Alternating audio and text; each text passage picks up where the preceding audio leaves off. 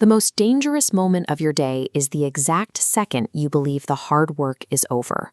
When a stressful task is done, your brain instantly signals your body to stand down. Long before modern parking lots, the military strategist Sun Tzu observed this human tendency. He advised commanders to avoid an enemy when their spirit is keen, but to attack when that spirit is sluggish and their mind is bent on returning home. An adversary rarely wants to engage you while you are standing at attention, fully alert to your surroundings. They wait for the transition point. They wait for the gap where your physical body is still exposed in the field, but your mental focus has already wandered to dinner or the couch. Think about the moment right after a difficult meeting or a late shift. Your sudden desire to pull out your phone, sigh, and zone out is exactly what makes you that sluggish enemy. We call this the finish line hallucination. It is the dangerous illusion that crossing a mental checkpoint means you have crossed a physical one. To secure the gap between a completed task and a safe arrival, we use a 4-step protocol called lingering awareness. We are going to map this out using your daily walk to your car as the primary testing ground. Step 1 is to extend your intention. You must refuse the urge to let your focus drop the second the immediate event ends. In sports, a batter is taught to swing through the ball. If you stop your physical exertion at the exact point of impact, you lose your power and your control over the direction of the hit. Personal safety requires the exact same follow-through. Mentally push your finish line 5 to 10 minutes past the actual completed event. The walk across the parking structure is a continuation of the mission. The objective concludes only when you are positioned inside your vehicle with the doors locked and the engine running.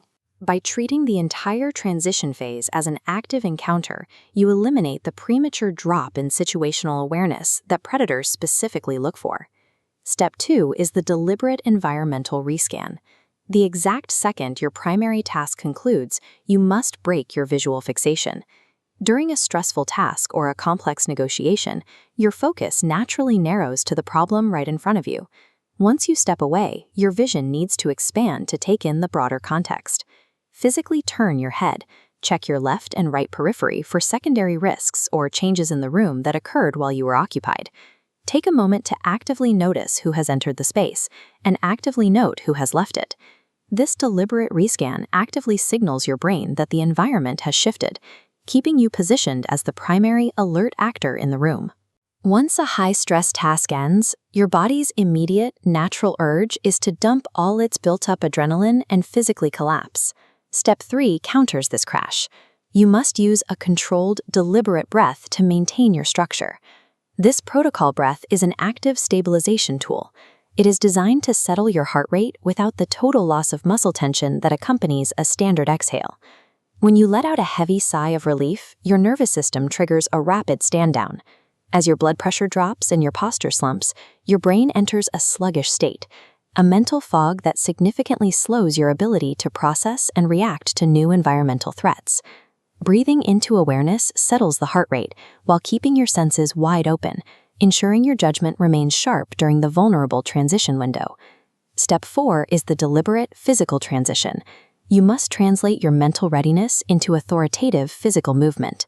Resist the urge to wander aimlessly across the lot, and ignore the overwhelming compulsion to pull out your phone and check messages. Move with an upright, steady posture. Pick a clearly defined path to your destination and walk directly along it.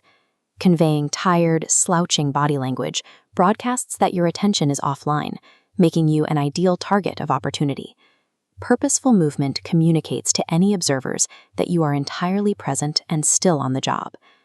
Maintaining a steady pace projects a state of prepared observation, signaling that you remain the primary actor in the space. Moving with observation and authority actively discourages anyone from testing your boundaries, because they can visually confirm that your guard has not been lowered. The heavy door pulls shut. The interior lock clicks down. The engine starts. These are tangible physical indicators you have reached the second finish line. Only when you are positioned behind a locked door in a secure environment can you safely release the tension and power down your focus. Maintaining this level of presence during every transition requires practice. It takes deliberate internal structuring to control your nervous system and avoid the easy relief of an early stand-down. To help build this habit, I have linked a resource in the description called the Hardware Override.